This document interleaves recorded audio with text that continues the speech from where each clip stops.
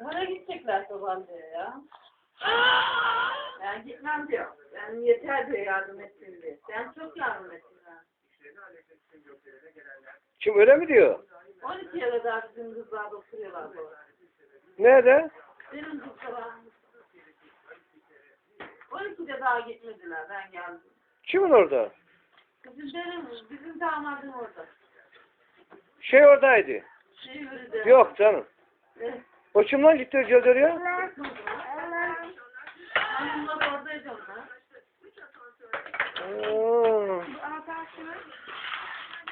Bay gidem diyordu. Anladı ki ben getirmedim onun için gitmem diyor. Ata bu kim? Diyor. Kim bu?